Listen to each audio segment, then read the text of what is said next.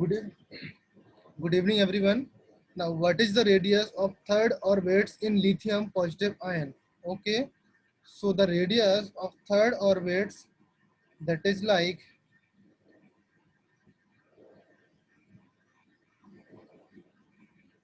R3 is equal to 0.529 angstrom, or we can say bracket Z square upon N, और N square upon Z क्या होता है बेटा? Anybody tell me? There is N square upon Z. Okay. So when we put the value of N, here is N is equal to 3 and Z is equal to 3 because the atomic number of lithium is 3. Okay. So यहाँ पर 3 square and यहाँ पर 3 value put करने पर after the solving this you found 0.529 into 3, that is answer is 1.587 angstrom. Okay, now if the radius of fifth orbits in the helium positive is x angstrom. Okay, यहाँ पर find the radius of second orbits in the hydrogen atoms. Okay, now in this case you have to solve the questions like this. Rn is equal to n square upon z होता है, और we can say Rn proportional to n square upon z. Okay, now for R1 or Rn1 upon Rn2 is equal to n1 square upon z1 upon n2 square upon z2. We can say this, जब ये proportional है तो हम उसको इस तरीके से लिख सकते हैं, कांस्टेंट आएगा तो कांस्टेंट कैंसिल आउट हो जाएगा from both denominator and numerator, दोनों से यहाँ से कांस्टेंट कैंसिल आउट हो जाएगा, and then Rn1 upon Rn2 is equal to n1 square z1 into z2 upon n2 square. Okay, now put the value of this. Okay, now here for He positive z is equal to 2 and n1 is equal to 5 and R5 is equal to x. Okay, now for hydrogen's atoms z2 is equal to 1, n2 is equal to 2, R2 is equal to question mark. Okay, now whenever you put the answer, ये answer put करोगे तो R5 upon R2 is equal to 5 का square upon 2 into 1 upon 2 square, इस तरीके से answer आएगा. तो ये x upon R2 is equal to 25 upon 8. So answer R2 is equal to 8x upon 25. This is the correct answer for question number second. Okay, is there anyone, किसी को कोई problem है? Now see the question number third. Question number third is the velocity of electrons in the fourth of helium positive is x meter per second. Okay, the velocity of electrons in the fourth orbit is x meter per second. Find the velocity in the third orbit of electrons in the region. बिल्कुल simple answer है बेटा, similar type of answer है. Okay, now velocity का formula क्या होता है बेटा? Velocity, tell me the formula for velocity. Displacement upon Dis displacement upon time. Displacement upon time. Okay, now मैं यहाँ पर इलेक्ट्रॉन्स की वेलोसिटी की बात कर रहा हूँ, that is n is equal to 2.165 into क्या होता है बेटा? z अपॉन n होता है, और इंटू 10 की पावर 6, ये चीज होती है यहाँ पर.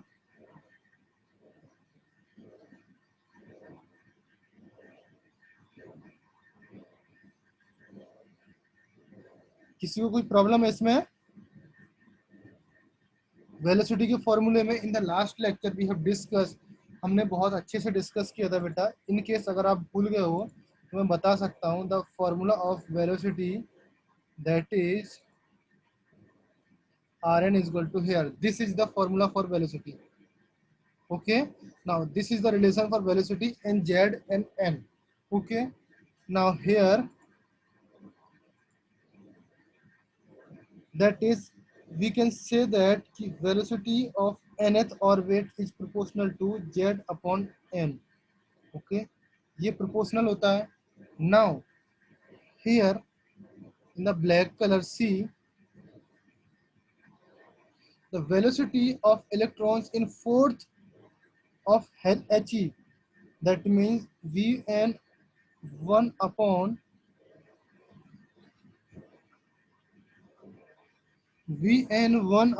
that is for Vn He बोल सकते हो, और Vn in the lithium तो इसको Li बोल सकते, that is Z1 upon N1 upon Z2 upon N2. So the answer is Z1 upon N1 into N2 upon Z1. Now put the value of this and give me the correct answer. Okay.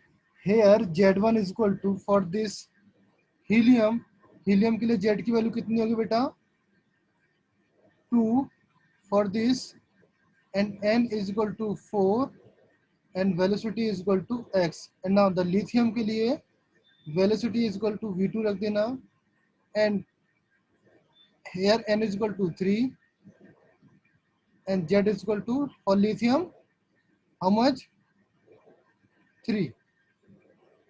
Okay. Now give me the correct answer. Answer बताओ बेटा मुझे.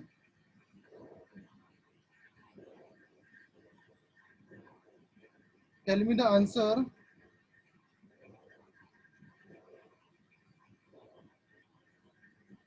Half. कितना आएगा बेटा?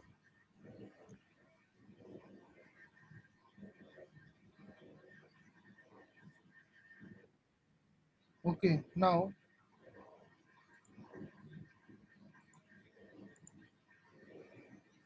that is V1 upon,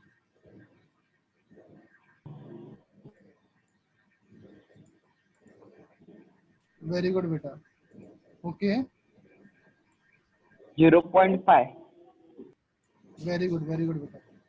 V1 upon V2 is equal to Z1 upon N1 into N2 upon Z2. अब इसमें आपको फॉर्मूले में वैल्यू रखने के बाद आपका आंसर आ जाएगा. Okay, clear. 0.5 आया या 2 आया बेटा? 2x आया वेलोसिटी. ओके, नाउ मैं अभी सॉल्व कर दे रहा हूँ आपको. That is the answer. Question is here Z1 N1 V1. Okay, now Z1 की जगह 2 आएगा, N1 की जगह 4 आएगा, एंड V1 की जगह x आएगा, V2 की जगह V2 आएगा, इनटू N2 की जगह 3 आएगा, Z2 की जगह कितना आएगा, दैट इज 3. ओके, तो 3 कैंसिल, 2 आएगा यहाँ पर, V2 is equal to 2x. Answer 2x आएगा बेटा. Okay, not half. Okay, now till now we have discuss, हमने बोर मॉडल्स स्टडी किया था.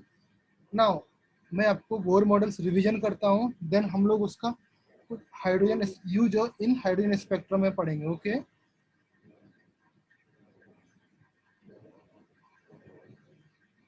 Okay. Now the postulates of Bohr models, can anybody tell me the postulates of Bohr models? Number 1, electrons revolve around nucleus. Electrons revolve around nucleus. Okay, or that is called circular orbits. Okay, or we can say cell, or also we can say that is energy level. इतने सारे नाम होते हैं इसके orbit के. Okay, so आपको सारे नाम याद रखने होंगे. सेकेंड, इलेक्ट्रॉन्स अराउंड रिवॉल्व करता है, डेट मीन्स वहां पर एक सेंट्रीपिटल फोर्स जनरेट हो जाता है. Okay, because of the charge of nucleus and electrons. Nucleus में कुछ चार्ज होता है एंड इलेक्ट्रॉन पर कुछ चार्ज होता है, तो इसके बीच में एक सेंट्रीपिटल फोर्स जनरेट हो जाता है. Okay, that is the centripetal force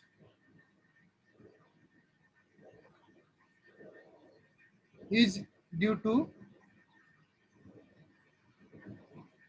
electrostatic force of attractions.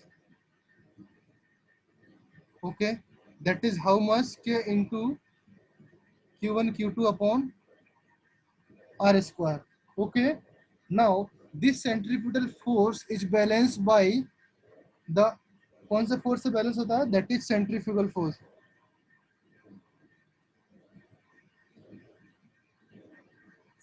that is generated by circular motion. Okay, how much, that is mv square upon r. किसी को कोई प्रॉब्लम है यहाँ पर? Now the third postulate is the energy of cell is fixed.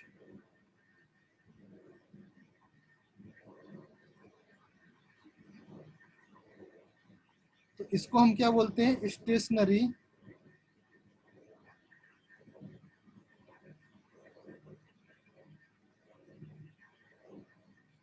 Energy levels बोलेंगे.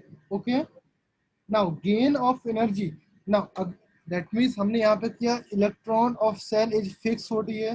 That means electrons के पास अगर energy दे, कोई इलेक्ट्रॉन्स को एक्स्ट्रा एनर्जी देगा तब जाके वो एक्साइटेशन स्टेट में पहुंचेगा, अदरवाइज नहीं पहुंचेगा. ओके, या तो उसको एनर्जी दो या फिर उससे एनर्जी लो, तब जाके इलेक्ट्रॉन्स में कुछ स्टेबिलिटी आएगी. ओके, अदरवाइज इलेक्ट्रॉन स्टेबल है, प्रोटॉन न्यूक्लियस के राउंड घूमता रहेगा. ओके, अगर इसमें कुछ इलेक्ट्रॉन इनपुट आउटपुट हो रही है, एनर्जी इनपुट आउटपुट हो रही है, दैट मीन्स तभी जाके वो अनस्टेबल होगा, अदरवाइज स्टेबल रहेगा. Okay, that means the fourth point is the gain of energy by gaining of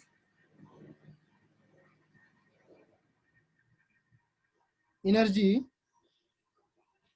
that goes to excitation stage.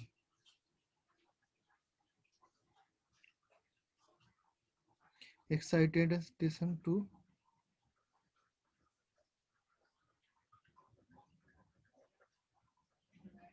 level. Okay,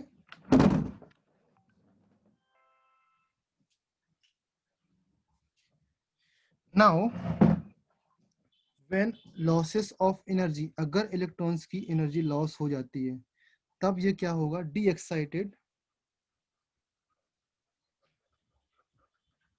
to it's और own lower energy level. Okay, clear. Now the fifth point is the momentum, that is angular momentum, quantization of angular momentum.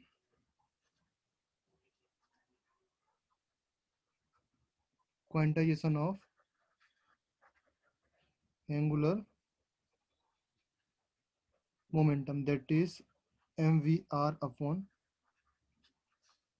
nh upon 2 pi. These are the fifth postulates of bore models. Okay, इसका हमने use पढ़ा and use होने के बाद now अभी हम hydrogen spectrum में इसका यूज देखते हैं. कैसे, जो बोर्स ने क्या किया था, एक बामर रेडबर्ग इक्वेशंस आपने जनरेट की थी इन द लास्ट में, जब बोर मॉडल्स ने बताया था कि यहाँ पर ये क्या होता है कि दैट इज 1 अपॉन लैम्डा. जब एटॉमिक स्पेक्ट्रा हम लोग स्टडी कर रहे थे, दैट इज उसने बताया था that is 1 upon lambda is equal to r upon 1 upon 2 square minus 1 upon n square. Okay, इस एनर्जी, इस इक्वेशंस को बोर ने डेराइव किया. वो एनर्जी कहाँ से, वो ये इक्वेशंस कहाँ से आई, now we will see the explanations. Okay, hello, Yes, sir.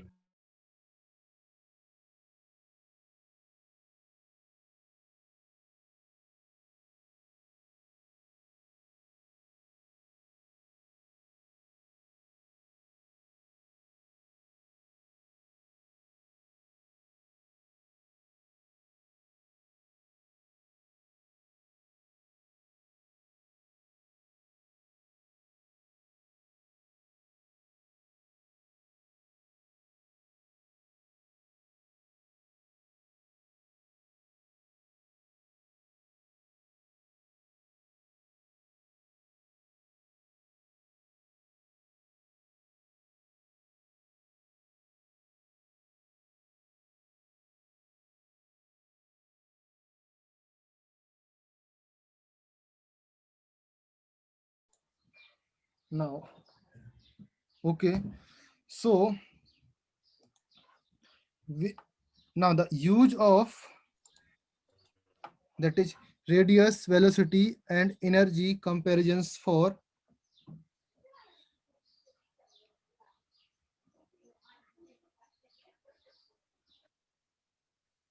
radius,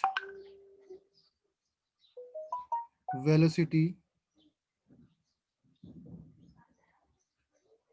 and energy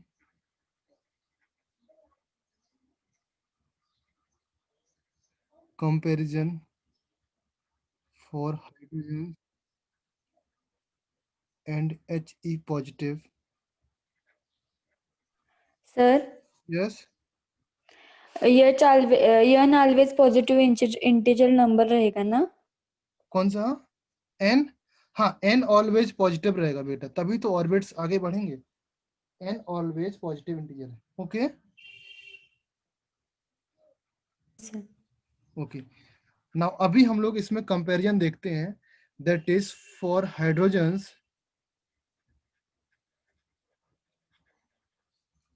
hydrogens के लिए देखते हैं अभी। Okay, now here, that is orbit number. Okay, now here is Rn in angstrom, and here is Vn in 10 की power 6 meter per second.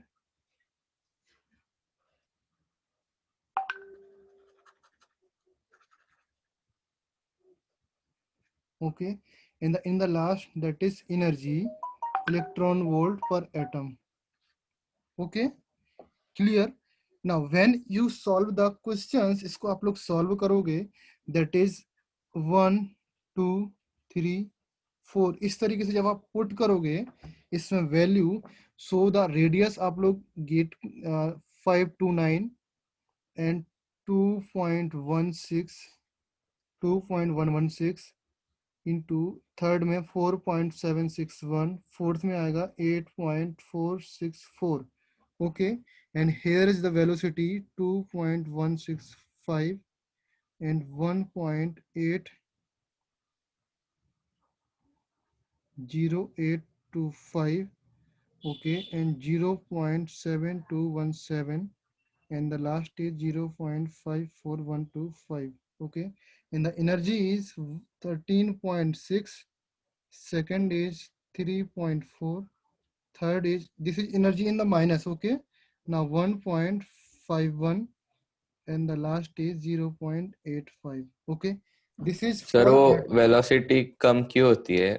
हाँ, मैं अभी वही सारा इंटरफेरेंस हम लोग डिस्कस करेंगे। ओके, अभी एक्चुअली मैं हीलियम का भी लिख दूं, देन मैं आपको एक्सप्लेन करूंगा सारा कुछ। ओके, उसी के लिए मैंने ये टेबल बनाया। ओके, दैट इज ये ऑर्बिट्स। अभी ये मैं ये हेडिंग नहीं लिखता हूँ बेटा, आप लोग अंडरस्टूड समझ जाना। Okay, like this orbits and this and this and this. Okay, now see this is 1 2 3 4. okay, and the radius for orbit number 1 for helium atoms, helium ions, that is 0.2645 in the angstrom.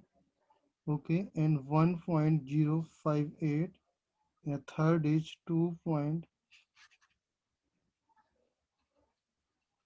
2.3805, 4.232, 4.33, 2.165, 1.443, 1.0825. Okay, and here is minus 54.4, minus 13.6, minus 6.04 and minus 3.4. Okay, now अगर इसको समझो, for hydrogens radius increases because it is proportional to n square. Radius का formula क्या होता है बेटा, याद करो आप रेडियस का फॉर्मूला. रेडियस इंक्रीज होती है because radius proportional to the n square. That means जो radius proportional to the n square, that means orbit के स्क्वायर से प्रोपोर्शनल होती है. आप याद करो n स्क्वायर बाई जेड होता है ना, जेड होता है ना n square by Z. So radius proportional to n square. Okay, so यहाँ पर ये रेडियस इंक्रीज होती है. समझ में आया, ये चीज समझ में आई बेटा? Yes, sir. Okay, now velocity decreases because velocity is proportional to 1 upon n or z upon n. इस तरीके से होता है. So we can say velocity is proportional to 1 upon n. यहाँ पर ये 1 upon n के proportional होता है. So जैसे जैसे ऑर्बिट्स नंबर बढ़ते जाते हैं वेलोसिटी घटती जाती है. समझ में आया बेटा? Yes, clear? sir. डाउट हुआ? Any doubts? नाउ अभी एनर्जी की बात कर रहे हैं हम लोग. This is the very important for the electrons, protons. जो भी जिस भी बोर मॉडल में बात करें, energy is very important factors. Okay, now never say कि एनर्जी का फॉर्मूला क्या होता है. Energy is also proportional to 1 upon n square. Okay, but never say that कि energy is proportional to 1 upon n square. Because इससे क्या interference आप निकाल रहे हो कि अगर n बढ़ रहा है तो एनर्जी घट रही है, अगर एनर्जी घट रही है तो n बढ़ रहा है. n बढ़ने पर एनर्जी घट रही है कि आप देखो ये माइनस के 13.6 है, ये माइनस का 3.4 है. तो कौन सा बड़ा है इसमें? 3.4. 3.4. घट तो नहीं रही है, बढ़ रही है ना. n बढ़ाने से एनर्जी भी बढ़ रही है ना. But due to minus sign we can say that कि एनर्जी इंक्रीज. इसको हम डायरेक्टली इस तरीके से बोल सकते हैं, इसको प्रोपोर्शनल साइन नहीं लगाएंगे कि energy increases that by with 1 by n square factor. Okay, energy increases by 1 by n square.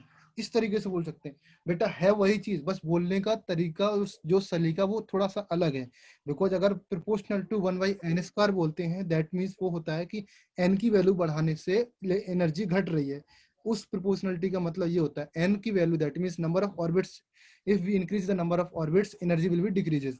Okay, but यहाँ पर कहने का मतलब ये है कि अगर n की वैल्यू हम बढ़ाएंगे तो एनर्जी डिक्रीज नहीं होगी. Okay, energy increases by the factor of 1 by n square. ये समझ में आया? मैथमेटिकल यू में राइट कि मैथमेटिकल आप राइट कर सकते हो कि energy is proportional to this, एक क्वेश्चन सॉल्व करने के. बट अगर किसी ने पूछा इन द वाइवा और किसी एग्जाम में आपसे पूछा तो आपको ये बोलना है energy increases by the factor of 1 by n square और with the factor of 1 by n square. Okay, समझ में आया बेटा? Okay, Yes. Now for helium के केस में देखो, why radius is less than hydrogen atoms. अब कैन एनीबॉडी टेल मी कि इसकी रेडियस एंड इसकी रेडियस में देखो नंबर ऑफ ऑर्बिट्स एक है. For n is equal to 1 इसकी रेडियस कम क्यों है? For n is equal to 1 radius of 1 is greater than radius of l helium, hydrogen is greater than radius of helium. अच्छा, क्यों होती है? कैन एनीबॉडी टेल मी, कोई बताएगा मुझे? Why? Because helium has, helium के बेटा जो न्यूक्लियस होता है उसमें कितने प्रोटॉन होते हैं? 2. 2 प्रोटॉन होते हैं. और हाइड्रोजन में कितने प्रोटॉन होंगे बेटा? 1. तो इसके इलेक्ट्रॉन्स में जो अट्रैक्शन फोर्स लगेगा कम लगेगा एंड इसके इलेक्ट्रॉन्स में अट्रैक्शन फोर्स ज्यादा लगेगा ना. सर.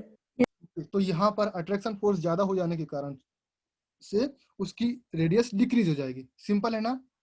कोई difficulties? Now yes sir. The velocity जब दोनों पास आ जाएंगे, अभी वेलोसिटी भी यहाँ पर डिक्रीज हो रही है, इसका वेलोसिटी देखो एंड इसका वेलोसिटी देखो, वेलोसिटी जब दोनों पास आ जाएंगे दैट मीन्स जो सेंट्रीफ्यूगल फोर्स है हमारा, सेंट्रीफ्यूगल फोर्स के लिए mv²/r सेंट्रीफ्यूगल फोर्स बढ़ेगा। सेंट्रीफ्यूगल फोर्स को बढ़ाने के लिए जैसे मान के चलो ये हीलियम का एटम्स है और ये इलेक्ट्रॉन्स है, जब ये दोनों पास आ जाएंगे तो आपको फोर्स बैलेंस करने के लिए सेंट्रीफ्यूगल फोर्स बढ़ाना पड़ेगा। That means F of centrifugal force is equal to mv²/r, ये बढ़ाना पड़ेगा because of the balancing for the centripetal force, क्योंकि अट्रैक्शन फोर्स बढ़ गया तो आपको सेंट्रीफ्यूगल फोर्स भी बढ़ाना पड़ेगा। समझ में आया बेटा? Yes, sir. Okay, now centrifugal force जब बढ़ेगा बैलेंस करने के लिए रेडियस को, अगर रेडियस को इंक्रीज करेंगे यहाँ पर तो फोर्स डिक्रीज होगा ना? टेल मी, अगर रेडियस इंक्रीज करेंगे तो फोर्स डिक्रीज होगा, डिक्रीज होगा कि नहीं? Yes, sir. Inverse. सो यहाँ पे इनवर्स, सो वी हम क्या करेंगे यहाँ पर रेडियस को डिक्रीज करेंगे जो कि ऑलरेडी हो रही है, एंड वेलोसिटी को इंक्रीज करेंगे जो कि यहाँ पे ऑलरेडी हो रही है in compare to hydrogen. Okay, तब जाके ये centripetal force and centrifugal force दोनों बैलेंस हो जाएंगे।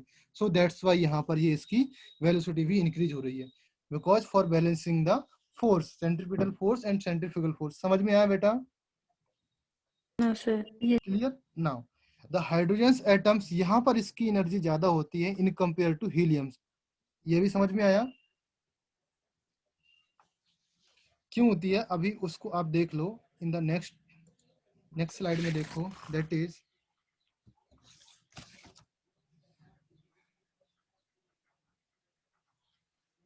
Energy of at atom is greater then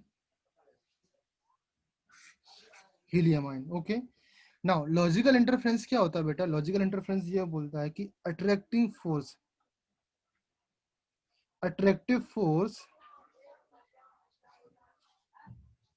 जितना ज्यादा अट्रैक्टिव फोर्स होता है उतना ज्यादा स्टेबिलिटी आती है।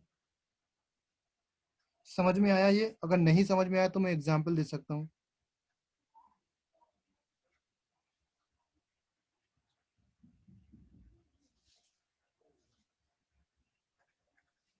फॉर एग्जाम्पल आपने कोई पेन फेंका, पेन एक टेबल की हाइट से फेंका नीचे, तब जाके उसमें क्या हो जाएगा बेटा? जो अपना अर्थ है, अर्थ उसको अट्रैक्ट करेगा because of the gravitational force, gravitational force से अर्थ अट्रैक्ट करेगा, जब जाके वो ग्राउंड पे जाएगा तो वो स्टेबल हो जाएगा। दैट मीन्स जितना ज्यादा अट्रैक्टिंग फोर्स होगा वो उसको स्टेबिलिटी को इंक्रीज करता है, एंड अगर रिपल्सन फोर्स होता है तो वो उसकी इनस्टेबिलिटी को इंक्रीज करता है। कहीं पर भी अगर जब भी अट्रैक्टिंग फोर्स की बात लगाते हैं, हम अट्रैक्टिंग फोर्स की बात करते हैं, दैट मीन्स वहां पे हम लोग स्टेबिलिटी की बात कर रहे हैं। ओके, नाउ रिपल्सिव फोर्स की बात करेंगे तो वहां पे इनस्टेबिलिटी की बात कर रहे हैं।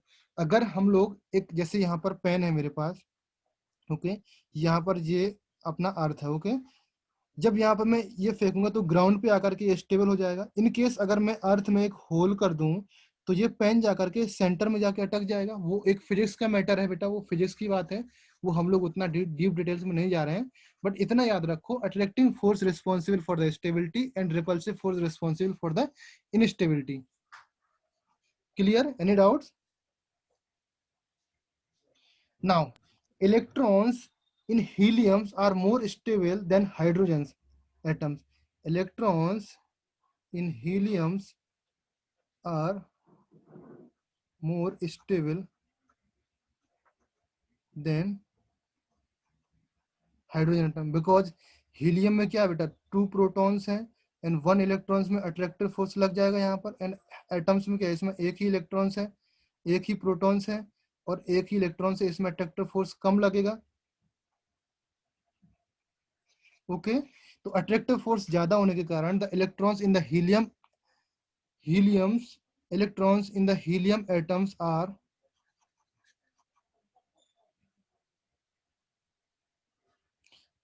more stable than H atoms. Okay, ये समझ में आया? Because helium has 2 protons and इसमें 2 प्रोटॉन्स, जब इसमें ज्यादा अट्रैक्टिव फोर्स होगा तो इसकी स्टेबिलिटी ज्यादा होगी, एंड स्टेबिलिटी ज्यादा है तो उस इलेक्ट्रॉन्स को रिमूव करने के लिए उसकी एनर्जी आपको ज्यादा देना पड़ेगा। दैट मीन्स -54.4 इलेक्ट्रॉन वोल्ट पर एटम्स, ये उसका इंटरफेरेंस हो गया। समझ में आया बेटा? Any doubts? किसी को कोई प्रॉब्लम है? Sir sir now why does, अभी जो नेगेटिव साइन है, व्हाई डज और व्हाट डज बोल सकते हैं, what does negative sign implies for energy?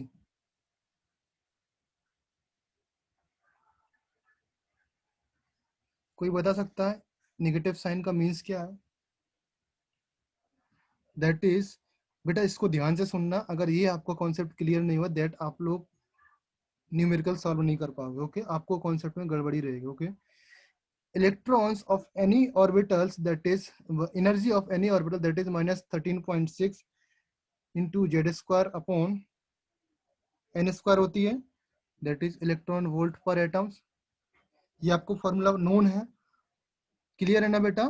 And the velocity is equal to 2.165 into 10 की power 6 z/n meter per second. Okay, now here see, whenever अगर n tends to infinity and en tends to 0, जब हम n की value infinity रखेंगे तो जो energy है वो 0 हो जाएगी। सिमिलर केस यहाँ पर व्हेन Vn, जब n इन्फिनिटी हो जाएगा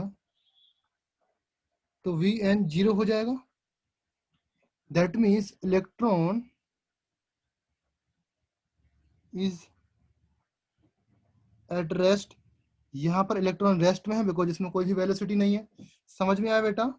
और सिमिलर वी कैन से इसमें कि the Rn is equal to 0.529 into n square by Z. अगर n इन्फिनिटी हो जा रहा है तो उस केस में Rn भी इन्फिनिटी हो जाएगा। दैट मीन्स इलेक्ट्रॉन्स कहाँ पर है? इन्फिनिटी वाले स्टेट पर है। इलेक्ट्रॉन्स कहाँ पर है बेटा? इन्फिनिटी स्टेट पे है। वहां पर उसकी वेलोसिटी घटते घटते घटते डिक्रीज होते होते 0 हो गई। समझ में आया ये चीज? क्लियर हुआ? दैट मीन्स अगर हमारा ये एटम्स यहाँ पर है, okay, and this is first, this is second, this is third, this is fourth, dot dot dot dot, this is infinity. That means जब रेडियस यहाँ से यहाँ तक इंक्रीज होगी, इन्फिनिटी हो जाएगी, एन की वैल्यू इंक्रीज होगी तो velocity 0। That means electron are at rest, has energy 0। इसको इस तरीके से बोल सकते हैं,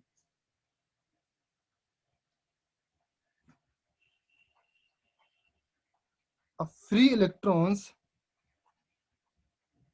eight rest has 0 energy. Clear? समझ में आया? ना इसमें एक चीज और है, that is listen in the same page also, the electrons whenever the electrons enter, that means अगर पॉइंट मेरा यहाँ पर है, this is first, this is second, third, fourth, fifth,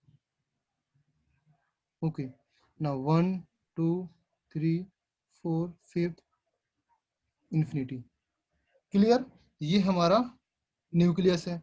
okay, now E of n is equal to, आपका formula वही है जो भी है,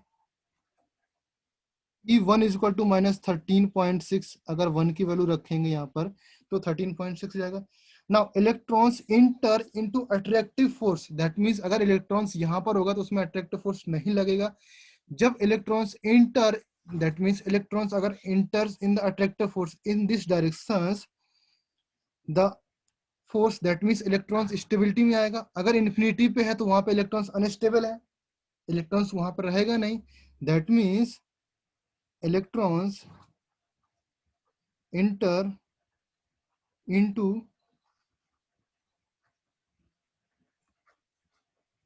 attractive force region, that means ये स्टेबिलिटी अपनी गेन करेगा।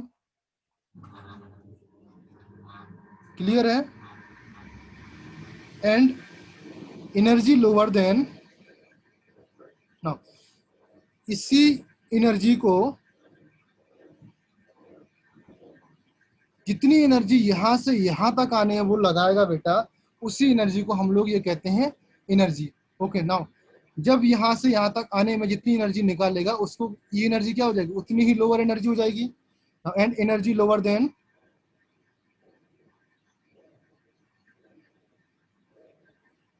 एनर्जी उसकी लोअर हो जाएगी। क्लियर है? नाउ इसी एनर्जी को आयनाइजेशन एनर्जी बोलते हैं हम लोग। क्या बोलते हैं? That's is called ionization energy. Okay, because क्या होगा बेटा, अगर किसी इलेक्ट्रॉन्स को आयनाइज करते हैं, दैट मीन्स आयनाइजेशन की डेफिनेशन क्या होती है, किसी इलेक्ट्रॉन्स को आयनाइज करते हैं या फिर उसको एक्साइट करते हैं, एक्साइटेशन स्टेट में भेजते हैं, तो उसको एनर्जी देनी पड़ती है। Because have to give that much amount of energy to ionize the electrons. Okay, समझ में आया? किसको प्रॉब्लम हो रही है?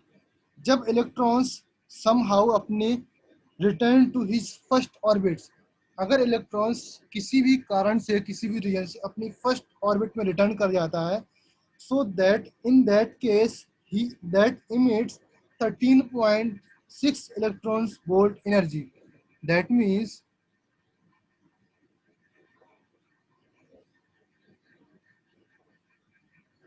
when electrons return to his first orbit, okay, so that it has to emit 13.6 electron volt energy. Clear है? And जैसे inter करेगा वो सर्कुलर पार्ट में घूमने लगेगा। समझ में आया? किसी को कोई प्रॉब्लम? नाउ इतनी सारी बात का मैं अगर समराइज करूं, जो मैंने अभी बताया, इतनी सारी बात को अगर मैं समराइज करूं, सो वी कैन से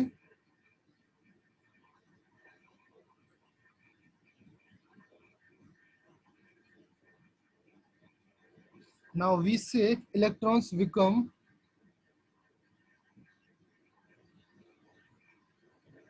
stable by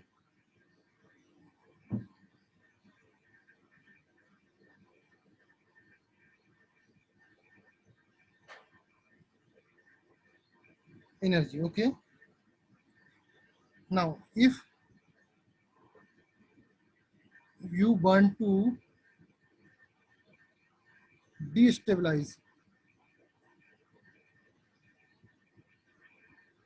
the electrons,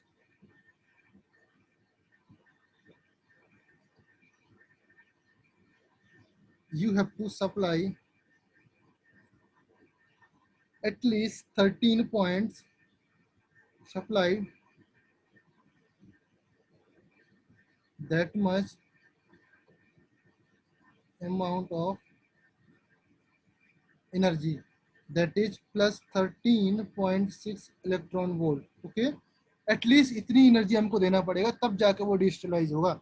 अगर इससे ज्यादा दे दी तो डिस्टेबलाइज हो जाएगा, इससे कम दिया तो वो डिस्टेबलाइज नहीं होगा। समझ में आया? Now the answer of the questions ki what negative sign implies, answer of that questions ki negative signs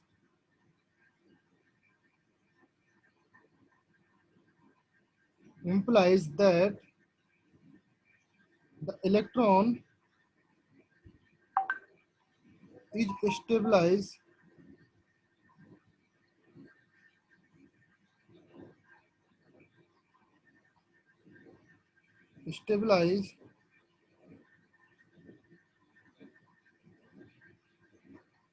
by the amount of energy it possesses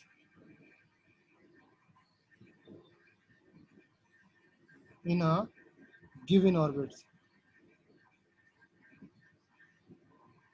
okay, समझ में आया? दैट मीन्स अगर मैं बोलूं कि अगर E1 की बात करूं तो मुझे -13.6 electron volt.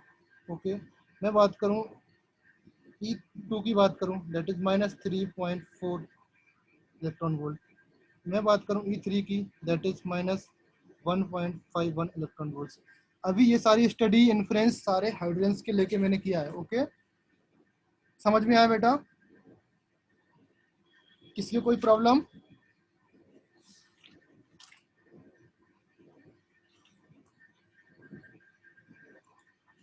Now moving forward, beta N1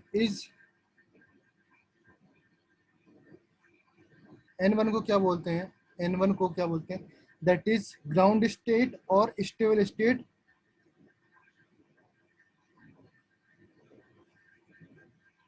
और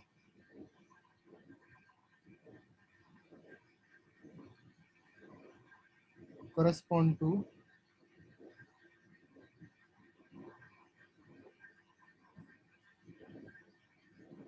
ओके, समझ में आया? क्लियर?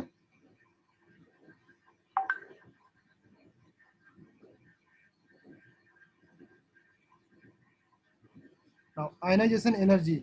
ओके, अभी फॉर कैलकुलेशन पर्पस के लिए मैं यहाँ पे बताता हूँ what is mean of ionization energy, but in details you have to studies in periodic table chapter. Okay, जो पीरियोडिक प्रॉपर्टीज वाला चैप्टर होगा वहाँ पे आपको डिटेल्स में स्टडी करना होगा.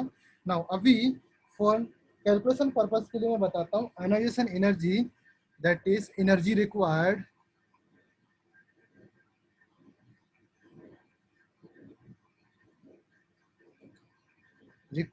to remove the electrons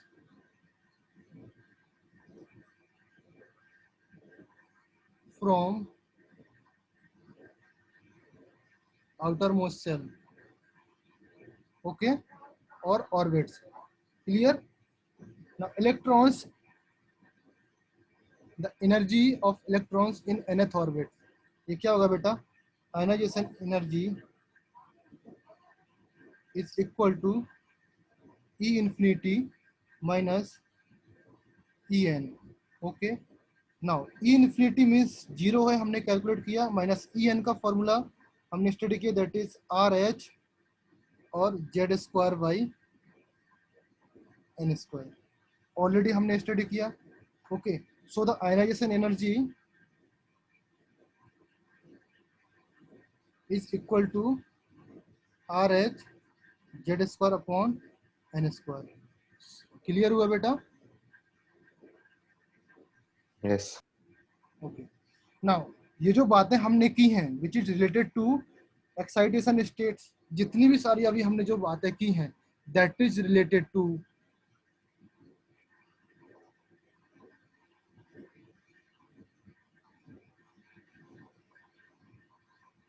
excitation and de-excitation of electron. इसके रिलेट में ये सारी बातें की हैं अभी जो हमने बातें की हैं. समझ में आया बेटा? क्लियर? नाउ अगर excitation and D excitation states की हम बात करें दैट इज ये क्या होगा बेटा? For example this is the ground state N1 and this is the upper state N2. कोई भी इलेक्ट्रॉन्स अगर N1 यहाँ पर इलेक्ट्रॉन्स है, ओके, अगर यहाँ से ये इसमें जाके एक्साइट हो जाता है and after the excitation state ये कुछ टाइम पे यहाँ पर रहेगा एंड आफ्टर दैट ये वापस अपनी कौन सी ग्राउंड स्टेट में आएगा? वापस अपने ग्राउंड स्टेट में आएगा. तो उस टाइम पे ये क्या करेगा? कुछ एनर्जी रिलीज करेगा एंड जब ये इलेक्ट्रॉन एक्साइट कैसे होगा, यहाँ पर हमको कुछ एनर्जी देना पड़ेगा तब तो जाके एक्साइट होगा। सो एनर्जी हमको एच न्यू की एनर्जी देनी पड़ेगी एंड यहाँ पर कुछ एच न्यू की एनर्जी निकलेगी।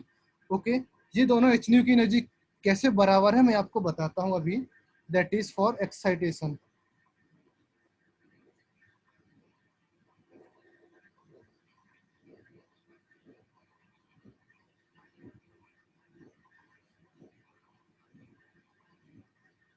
Clear? Now, N1 is lower energy level, N2 is higher energy level. इतना तो क्लियर है सबको। एंड अगर मैं एनर्जी निकालूं that is En2 minus En1 is equal to H nu. ये तो एनर्जी में काउंट कर सकता हूं ना, इसमें तो कोई प्रॉब्लम नहीं है। आपको ऑलरेडी डिस्कस कर चुके हैं हम लोग इस फॉर्मूले। किसी को प्रॉब्लम इसमें? No sir.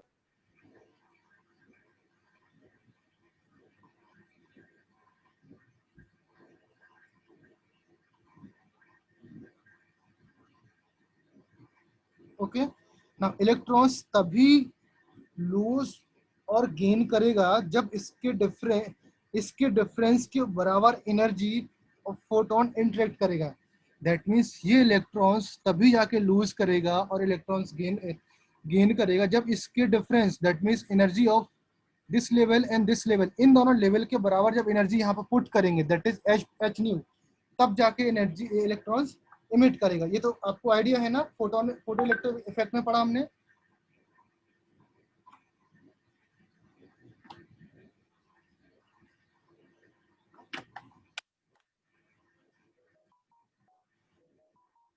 Energy of a photon that is should be equal to the difference of between two energy levels. Okay, ये तो आपको आइडिया है। Now we say कि that N2 means minus RH Z square upon N square minus upon minus RH Z square upon N square is equal to H nu। ये तो idea लगा ना। इसको सॉल्व करने के बाद बेटा that is RH Z square upon N square 1 upon N1 square upon 1 upon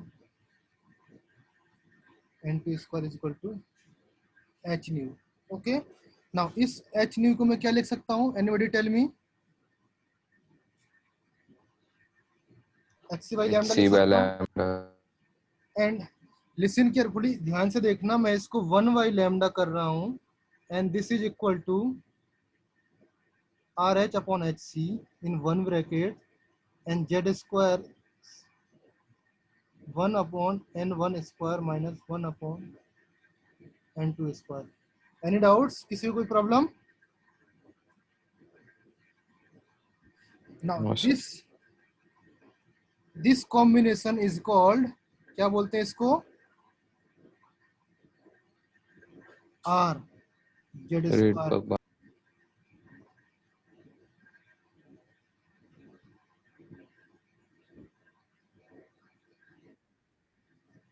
okay, clear हुआ बेटा?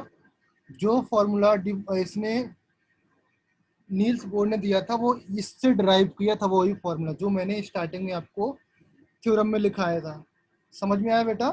जो बाकी साइंटिस्ट नहीं दे पाए वो बोर्स ने अपने मॉडल्स में दिया था इस फॉर्मूले में। And the value of R that is called Rydberg equations, Rydberg Balmer equations और Rydberg equations. Okay, and R here is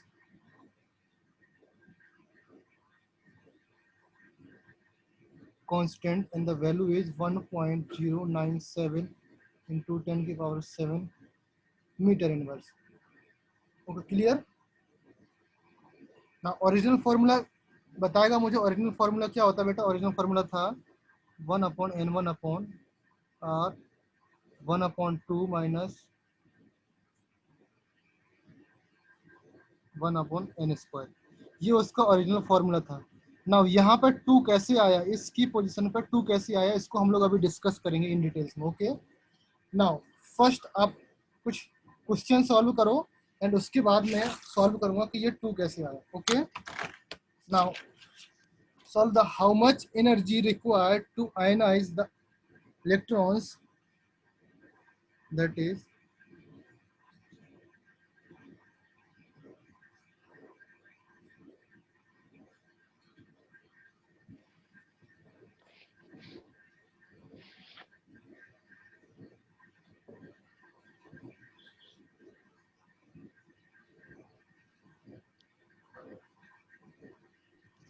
sir yes.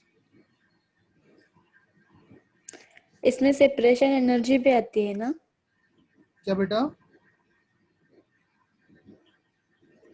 Separation energy, energy भी आती हाँ एनर्जी आती है, मैं बताऊंगा उसमें कहाँ पे यूज होती है. ओके, अभी मैं जितना मैंने बताया उसके ऊपर मैं 2 क्वेश्चंस दे रहा हूँ, उसके बाद हम लोग डिस्कस करेंगे एनर्जी भी कैसे निकालते हैं. ओके, है ना इसमें सर?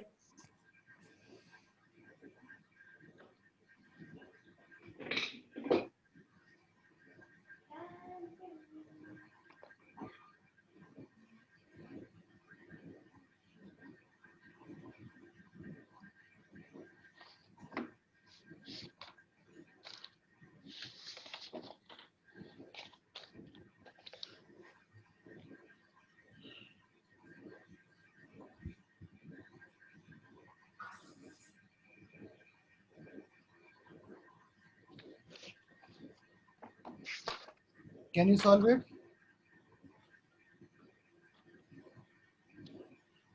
इसको सॉल्व करो एंड देन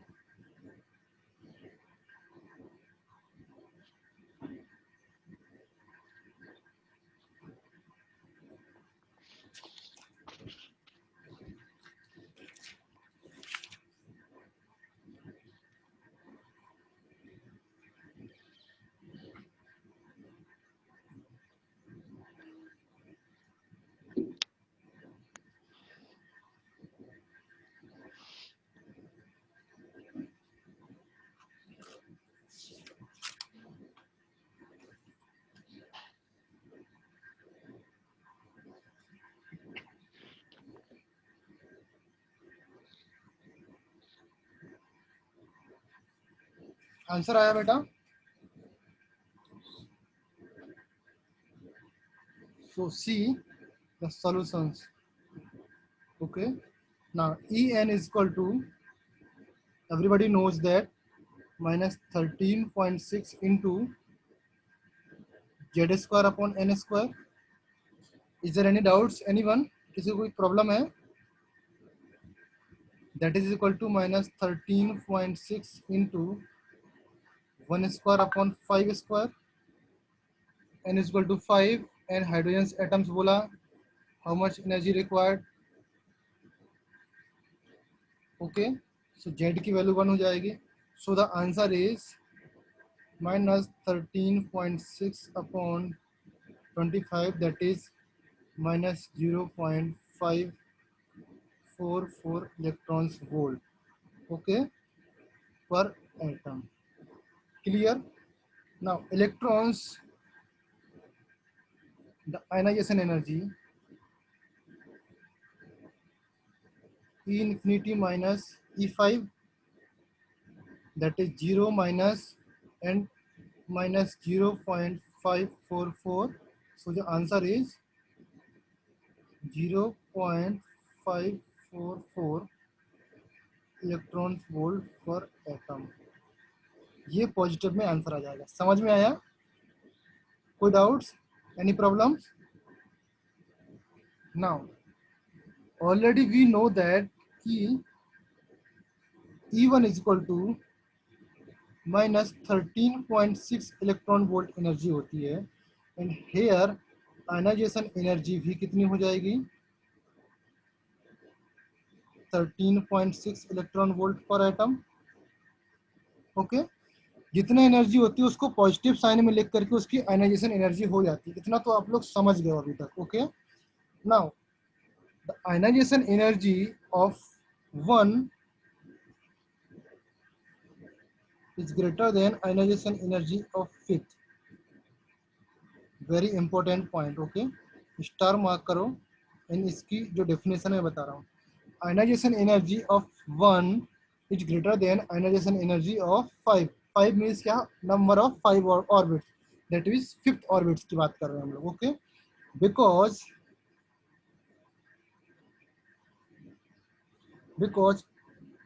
एफर्ट क्या होगा बेटा, जैसे ये हमारा न्यूक्लियस है, ओके, लिसन केयरफुली, ये हमारा 5th ऑर्बिट है एंड ये हमारा ये वन और फर्स्ट, ये हमारा 5th ऑर्बिट है, ओके।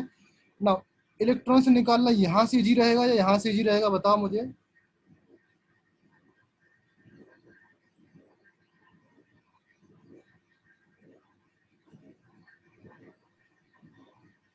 इसको कम एफर्ट लगेगा एनर्जी निकालने में एंड इसको ज्यादा एफर्ट लगेगा एनर्जी निकालने में, okay. So because effort more,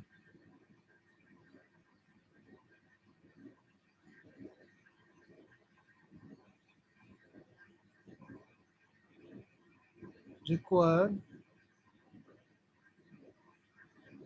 more effort, okay.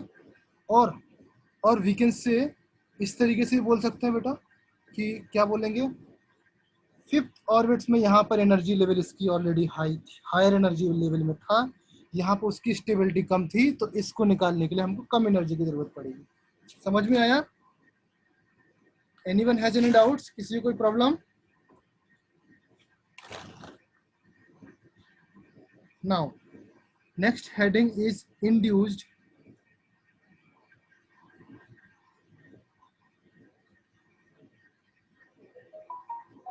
Radiation, okay.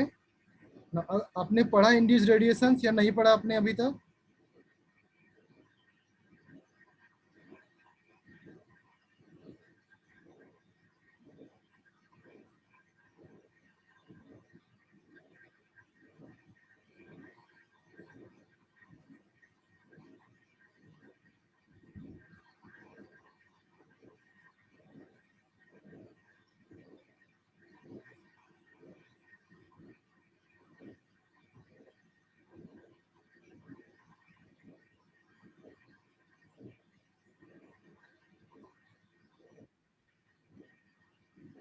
That is induced radiation, okay.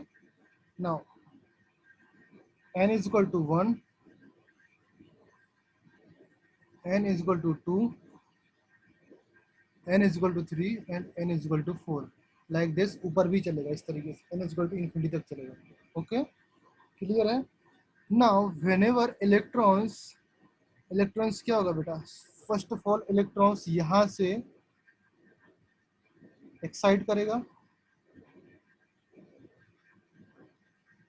And excite करने के बाद इलेक्ट्रॉन्स कहाँ पर आएगा, एक्साइट करने के बाद मे बी इलेक्ट्रॉन्स डायरेक्टली इस ग्राउंड स्टेट में आ जाए, मे बी यहाँ पे नहीं आया तो इलेक्ट्रॉन्स सेकंड स्टेज में आएगा, अगर यहाँ पे नहीं आया तो मे बी इस स्टेज में आएगा इलेक्ट्रॉन्स, ओके। नाउ अगर इस स्टेज में इलेक्ट्रॉन्स आ गया, दैट इज अगर यहाँ पर इलेक्ट्रॉन्स आ गया तो क्या करेगा, इस स्टेज में आने के बाद यहाँ से फिर से डायरेक्टली इस स्टेज में आ सकता है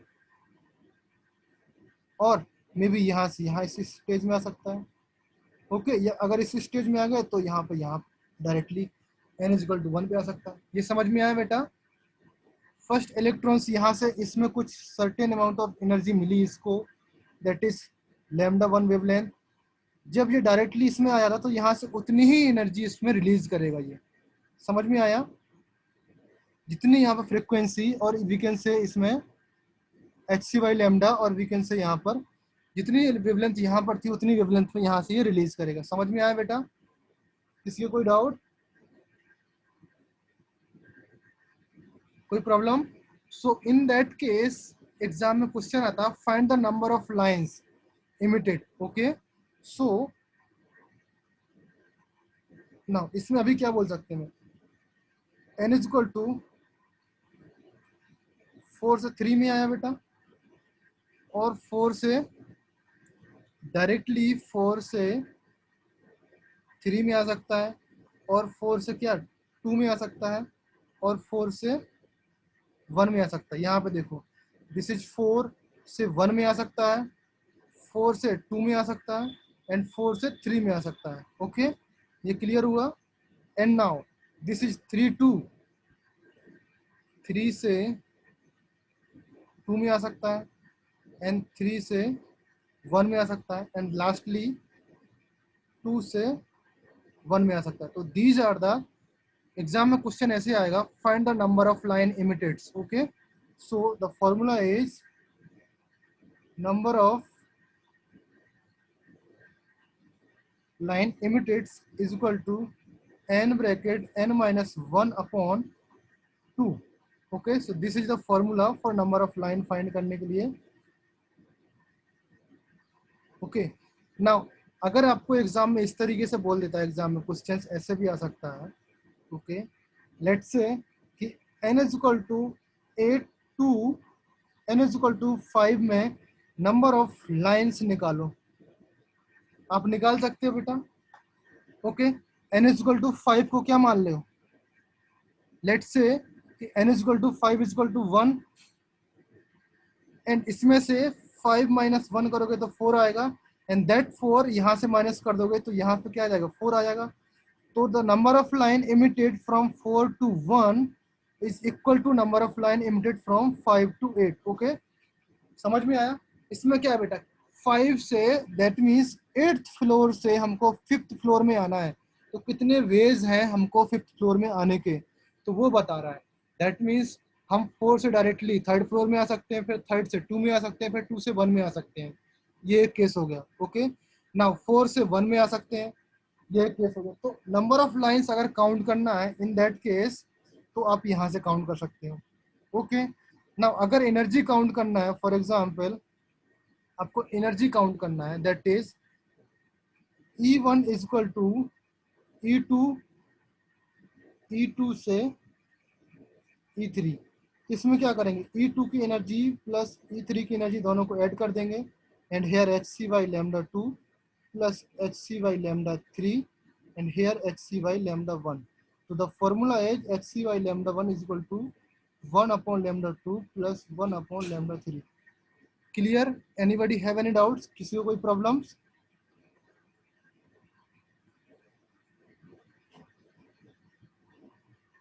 कोई प्रॉब्लम है बेटा? आई थिंक नहीं होगी. Okay, now determine the number of line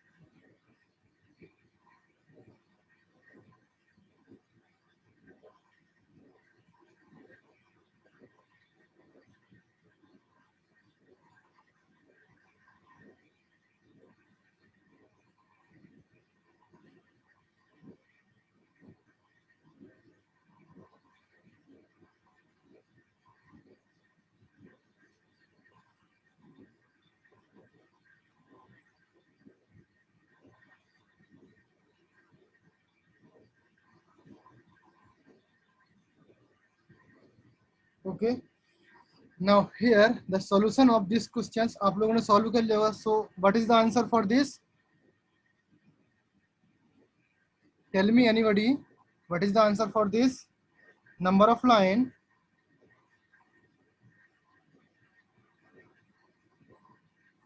emitted is equal to 6 bracket 6 minus 1 upon 2, 15. that is 15.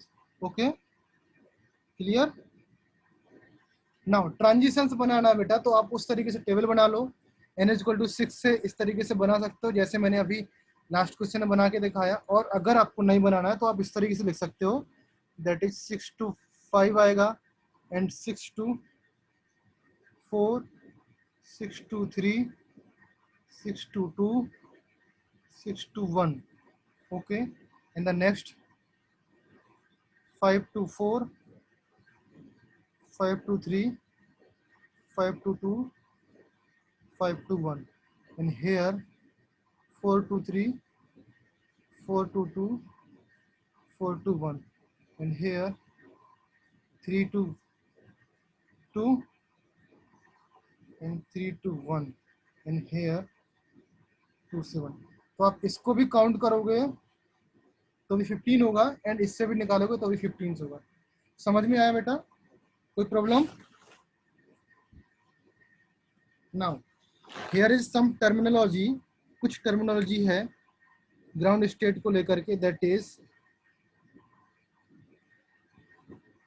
N1, N is equal to 1, that is ground state. N is equal to 2, इसको क्या बोल सकते हैं? First excited state. And N is equal to 3, that is equal to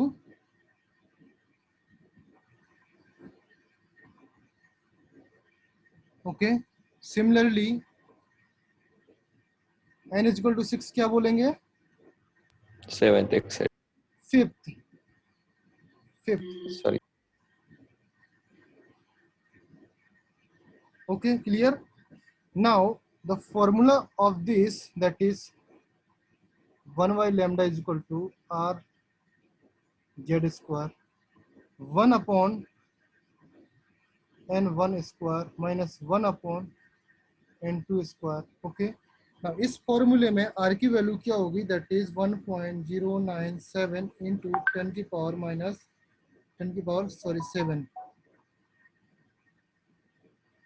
metre inverse. Okay. ना इस फॉर्मूले जब आप लैम्डा निकालोगे बेटा, तो लैम्डा को ऊपर करना पड़ेगा. जब अंदर का वैल्यू सॉल्व कर लोगे, इसके बाद इसको इनवर्स ऊपर करना पड़ेगा, इसका इनवर्स लेना पड़ेगा ना. जब आप 1 अपॉन लैम्डा को ऊपर करोगे तो यहाँ पे 1 अपॉन आर आ जाएगा. तो 1 अपॉन आर की वैल्यू अगर हम लोग डायरेक्टली रिमाइंड कर लें, दैट इज इतने एंगस्ट्रॉम, तो आपको कैलकुलेशन में आपको बहुत ही हेल्प मिलेगी. ओके. तो ये आपको बेटा याद करना है. ओके. नाउ कुछ एक फ्रिक्वेंसी, रिवोल्यूशन फ्रिक्वेंसी हम लोग भूल गए हैं, उसके बारे में भी हम लोग थोड़ा सा देख लेते हैं. उसके बाद हम लोग सीरीज चलेंगे. Okay. That is frequency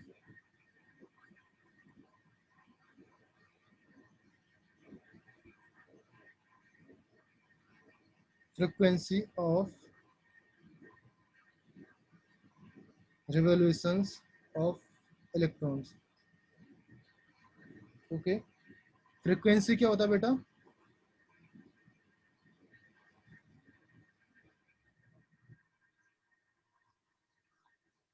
time period of revolution, यही होता है ना बेटा. नाउ ये इलेक्ट्रॉन्स रिवॉल्व करता है इन द सर्कुलर मोशन, तो इसका टाइम पीरियड निकालने के लिए बेटा क्या करना पड़ेगा? दैट इज टाइम निकालने के लिए Distance upon speed. Distance upon speed. तो डिस्टेंस कितनी है बेटा?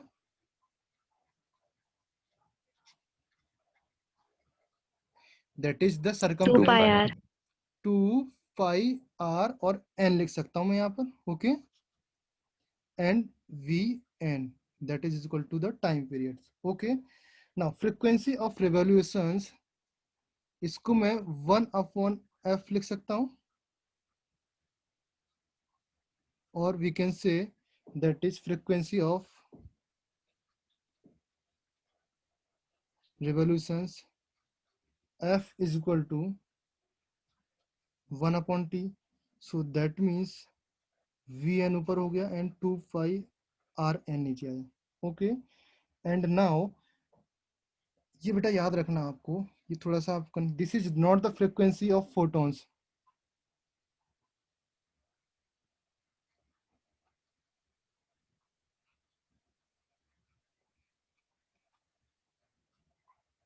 Okay. This is the frequency of revolution. Electrons कितने रिवॉल्यूशन से चक्कर लगा रहा है, वो फ्रीक्वेंसी है. ओके. दैट मीन्स अगर मैं यहाँ पर बात करूं, that is V and r n का फॉर्मूला खोलने पर, दैट इज सम कांस्टेंट आएगा K1 into z upon n okay, and here some constant आएगा k2 and n square upon z। Okay, so finally अगर मैं दो फ्रीक्वेंसी की मैं रेशियो निकालूं, दैट मीन्स अगर फॉर एग्जांपल अभी के लिए मैं यहाँ पे लिख देता हूँ f is equal to k1 upon k2 into z square upon n cube. Okay, now frequency is proportional to z square upon n cube. ये रिलेशन निकल के आया। अगर मैं किसी फ्रीक्वेंसी f1 अपॉन f2 निकालता हूँ, that means z1 square upon z2 square into n2 square upon n cube आएगा यहाँ पर। ओके, सो ये फॉर्मूला आया। ओके, समझ में आया बेटा? ना फॉर एग्जांपल अगर मैं बोलूं फर्स्ट एंड फोर्थ ऑर्बिट की फ्रीक्वेंसी निकालो, that is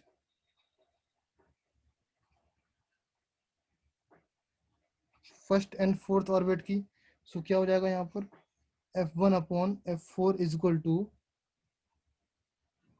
4 cube, that is z की वैल्यू तो 1 1 हो जाएगी, तो ये कैंसिल आउट हो जाएगा, and here is 4 cube upon 1 cube, तो ये कितना 64 अपॉन 1, ये इसका आंसर आ जाएगा।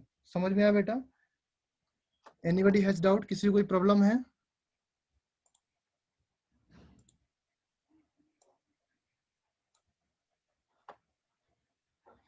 Is there anyone have any problems? No. तो ये बेटा No, आपको हाँ, now the energy lines of hydrogen atoms. Next topic is that is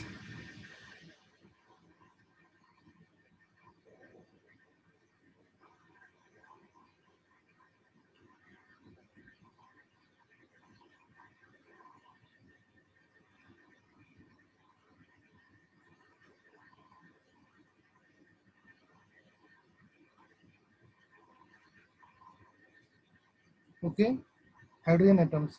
Clear है बेटा? Now in that case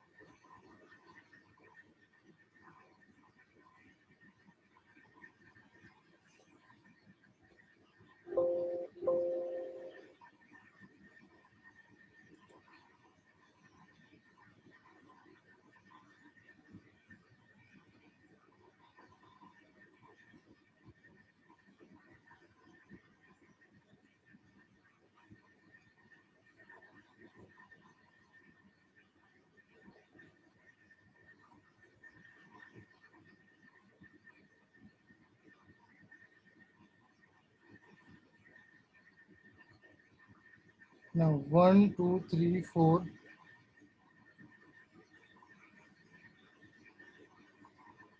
5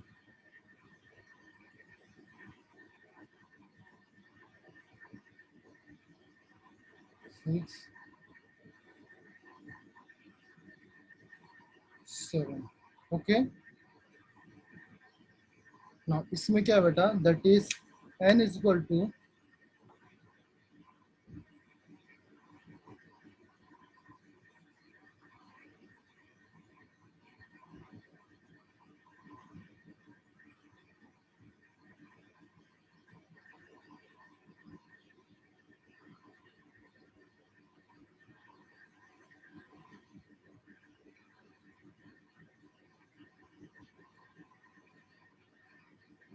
4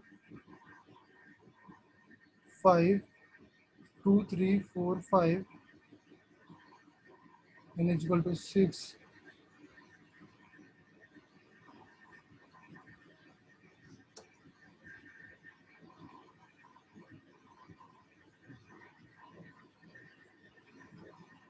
and n is equal to 6 n is equal to 7। Okay, clear है बेटा? अगर किसी भी पॉइंट पे अगर डाउट समझ में आता तो मुझे बताना आप लोग. Okay, now here that is 1 2 3 4 5 6 7 9 from here to here.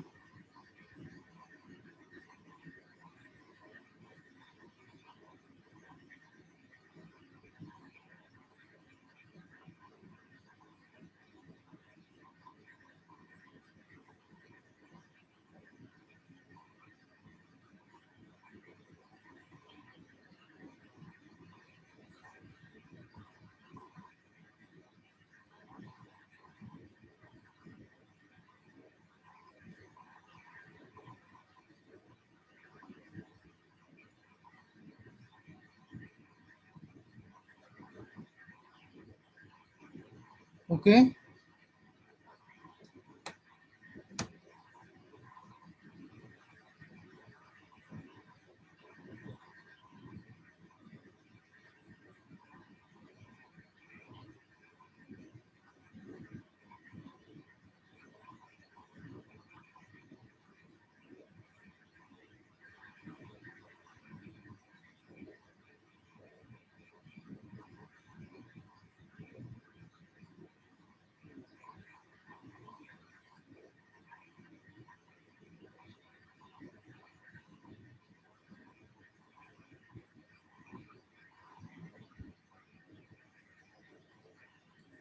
समझ में आया बेटा?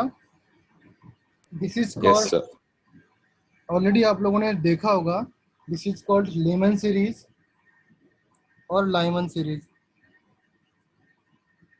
And this is called Balmer.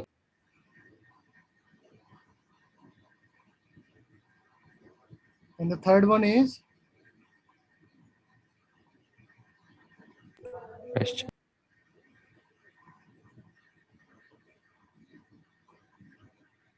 and the second last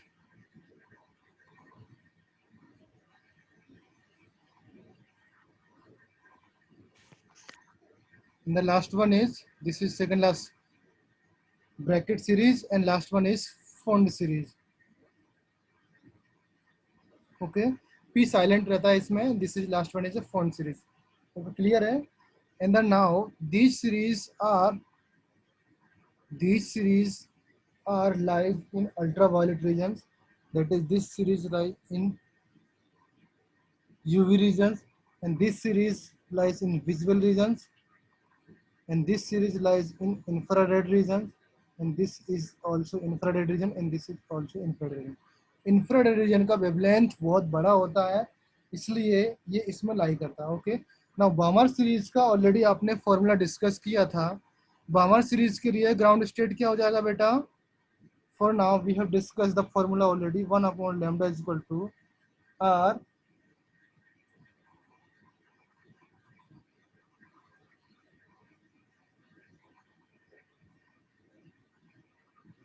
for Balmer series the n1 की वैल्यू एन यहाँ पर 2 हो जाएगी, because the ground stage is n2. और बामर सीरीज के लिए ग्राउंड स्टेट n2 हो जाएगी. ओके, समझ में आया बेटा? Clear? And the number of line emitted is equal to कितना है? ये तो फॉर्मूला है ही आपको नंबर ऑफ लाइन से निकालने का. क्लियर है बेटा? Any doubts? Now I will send the assignment for today. आज की क्लास के लिए मैं असाइनमेंट सेंड करूंगा, तो आपको उसको करके आना है in the next class. Okay, now some other information आप लोगों को आइडिया होगा, दैट इज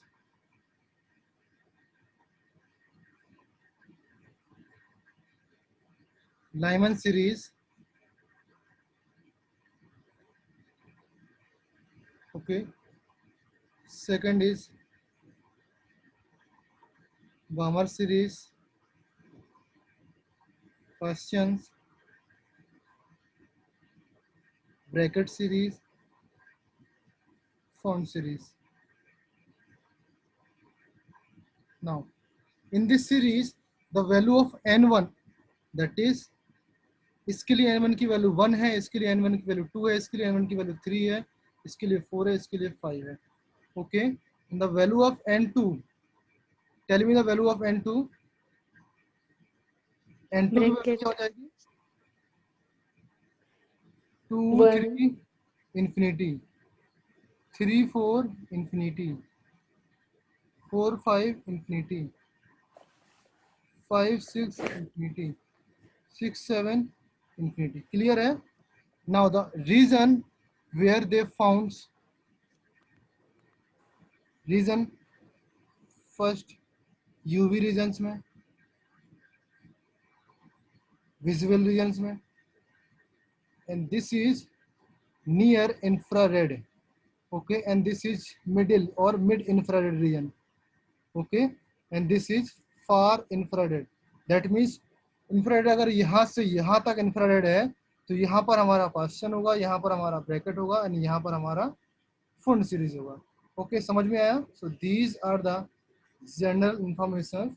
नाउ जो रेडबर्ग कांस्टेंट है उसके बारे में हम लोग थोड़ा सा बात कर लेते हैं, ओके, बिकॉज नेक्स्ट क्लास में आपको क्वेश्चन सॉल्व करना है।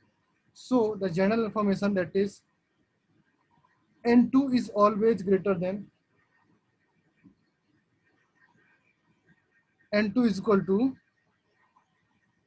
n, okay, and this n is always greater than 2, and 2 n1 is equal to 2। अब इसको आप लिख सकते हो बामर सीरीज और रेडबर्ग इक्वेशंस। यहाँ पर हेडिंग डाल लो,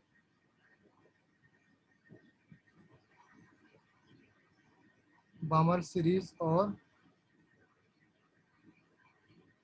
रेडबर्ग इक्वेशंस, ये आपकी हेडिंग है। ओके बेटा, now here e of n2 minus e of 2 is equal to, अगर आप यहाँ पर वैल्यू रखोगे minus r h z square upon N square minus r s z square upon N square. Okay, now after the putting the value r h z square, that is given by 1 upon n one square और 1 upon n two square. Okay, नाउ यहाँ पर क्या n1 की जगह पर 2 आ जाएगा, 2 स्क्वायर आ जाएगा। After the putting the value put करेंगे हम लोग, तो इसमें n1 की जगह पे 2 आ जाएगा। Okay, now for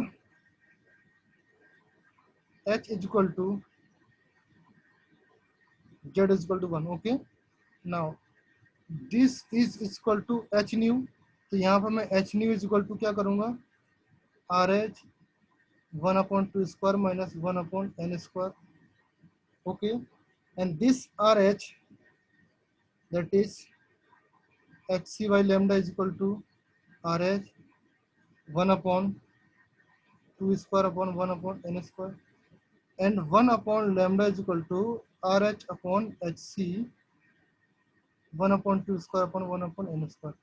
this is the main formula for solving the questions. Okay, so आपको क्वेश्चंस में किसी भी तरीके से पूछ सकता है, आपको ये इक्वेशंस याद रहनी चाहिए। Okay, and after that 1 upon lambda is equal to are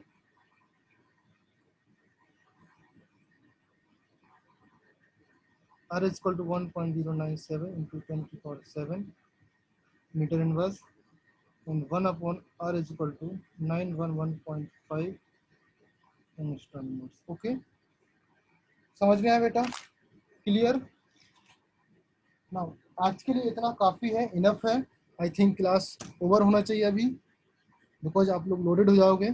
तो नेक्स्ट क्लास में आपको क्वेश्चन सॉल्व करके आना है, मैं आपको असाइनमेंट दूंगा, एंड उस असाइनमेंट से मैं पर्टिकुलरली जैसे आज मैंने क्वेश्चंस पूछे हैं आपसे भी क्वेश्चंस पूछूंगा इन द नेक्स्ट क्लास में। ओके, अगर किसी को किसी भी पॉइंट में प्रॉब्लम होती है, समझ में नहीं आता है, तो he can ask freely, chat से पूछ सकता है या मैसेज कर सकता है। किसी भी पॉइंट पे अगर कोई भी समस्या है, प्रॉब्लम है, तो मेरे से बात कर सकता है। वो कॉल से कॉल भी कर सकता है, कोई प्रॉब्लम नहीं है कि आप कॉल नहीं करो मुझे। Okay, clear? Is there anyone, किसी को कोई प्रॉब्लम है? अगर प्रॉब्लम नहीं है तो ठीक है, अदरवाइज क्लास इज ओवर।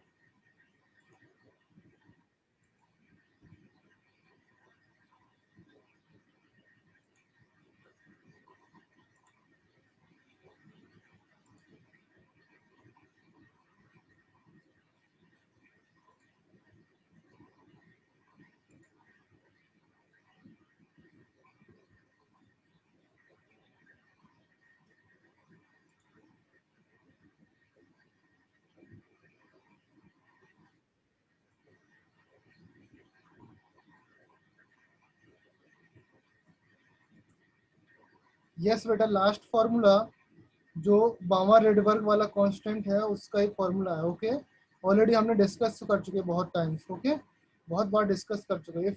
अगर आपको प्रॉब्लम है तो एक बार बुक से भी देख लो। ओके, बुक से भी फॉलो कर लो आप लोग। Okay, last formula Yes, is sir. Rydberg equations. Okay,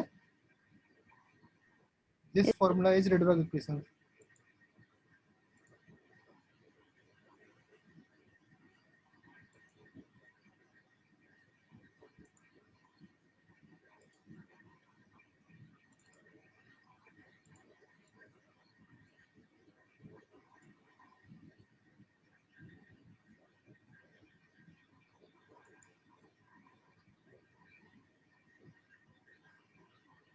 Yes, sir.